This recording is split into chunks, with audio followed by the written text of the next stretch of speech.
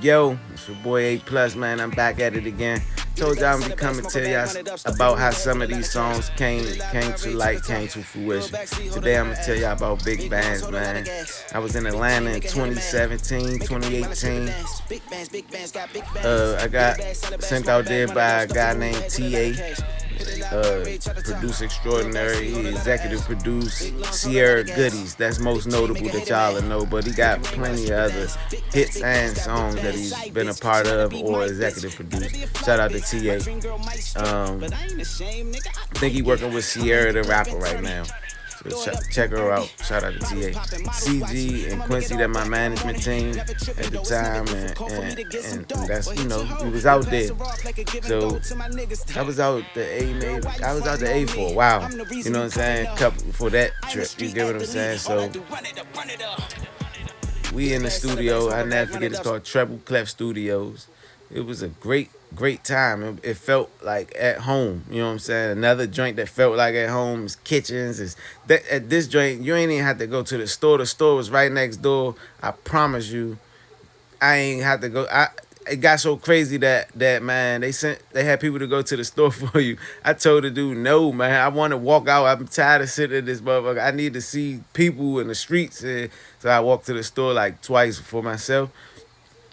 But we was there a couple days doing records and I don't know if I don't think I captured what TA had wanted me to capture at the time. When I was writing with some other talented artists, my man Nico Baby out of Chicago and Kiara, she's still doing her thing. She from Ohio, but she out the A. Everybody knows what's up with Kiara. Some good writers and Can Kerr. You know what I'm saying? So Micro was on he played the Micro do everything. Shout out to Micro too. Um, we was out there just making records. You know what I'm saying? But I don't think I captured what TA wanted. And I ain't saying they wanted good records, but we was deal shopping. So I don't know if that was, we was shopping for a deal. He came in with a beat from KE on the track, man. And we went in. I want to say Micro wrote the hook to this joint. Well, we collabed on the hook. You know what I'm saying? Shout out to Micro again. And Big Band. So when I'm in the Treble Clef studio for these days, I ran out of the weed that I bought down. I ran out of weed. I smoked too much, right? Shout out to CG. I forget your man name. Shout out to his man. He from the West Coast. He held me down for the rest of the days when I ain't had no weed, right? He bringing me little party favors every day for the free too. So shout out to him. And but I'm in the studio with, like I say, Micro and Nico Baby. They from Chicago, and the owners are their peoples. They're they family. This is a Chicago family owning this studio. So I see the two CEOs the other joint. I call them. They was the Birdman and Slim of the joint. Literally, one tall, one like that's how I remember it. I'm literally asking everybody in the studio when I ran out of weed before I got straight from CG's, man. I'm asking everybody that I see in there with a lighter, weed, whatever, man. Let me buy something. Let me buy this. Let me buy that. Let me buy that. Everybody in there told me we don't sell weed. They wouldn't give me nothing. Like even the people I was in the studio with, they just rolling up in my face. So I'm like, fuck is up with that? Like, you know what I'm saying? I had weed from CG, man, the homie, but I wanted what they was smoking because it smelled a little bit better. You know what I'm saying? That's all I'm saying. They say no.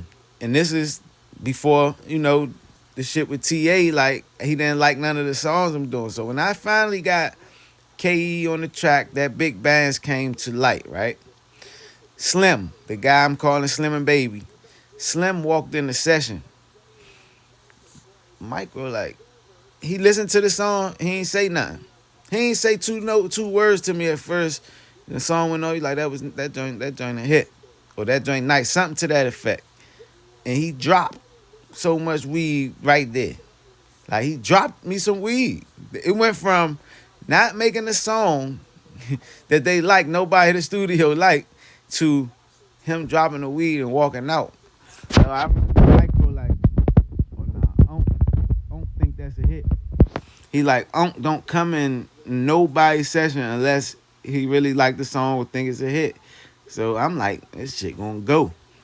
You know what I'm saying? I know I got TA behind me. We got the so look, when that happened, y'all remember the Black Youngster song, Make That Big Booty Twerk. I just wanna eat it twerk. That jump right there. The guy who made that beat, Young Land, shout out to Young Land, he walked in the recording part of people playing, big bands. They playing big bands, the finished product. He walked in like, cause the beats sound similar. So he was like, he didn't say shit. He just was walking in like, looking confused, like, is that the beat or you know what I'm saying, whatever, whatever. But it wasn't his. It was KE, and he had some hard shit over there. He was playing too. I remember I sat in there for a minute with Young Land and a couple other guys that was in there. The Think It's a Game guys that be with Lucci and them, were the producers, producers and shit.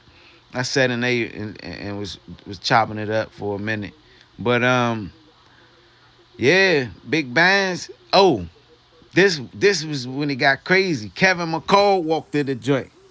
The guy off Deuces with Chris Brown. Kevin McCall walked in. He told me it was a hit. Like, it went from I couldn't get served by nobody that was smoking weed in the studio today to when I made that song after Slim gave me that shit, the weed, and said this was a hit.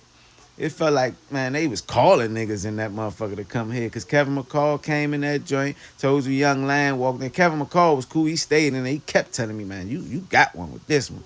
He like, you got one. You know what I'm saying? And also, I heard through the grapevine that when this came out, y'all could check the stats or whatever, but I want to say this is around the time Bad and Bougie had just dropped or was just dropping, because it didn't pick all the way up to where Bad and Bougie is at this moment. You know what I'm saying? It was just dropping. The label that signed Anderson .Paak, it was 12 tone at the time, or 12 touch tone, 12 tones. Y'all can fact check me on the names and the stuff in the time. But I was told that when it was presented, the Big Bandz was presented to it, they put it on their SoundCloud, and Big Bandz was over top of Bad and Bougie for at least 2 days. So everybody thought Big Bandz was going to go, and the only reason I feel like it didn't go, because of course music is promotion and stuff, but they offered us a single deal.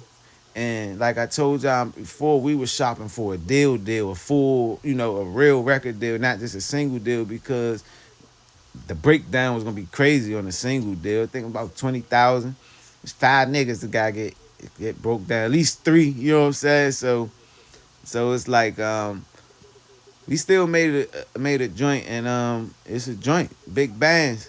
I had a good time in the A. Shout out to TA. Shout out to CG, Quincy, man, Micro, Nico, Baby, Kiara. Everybody still doing their thing too.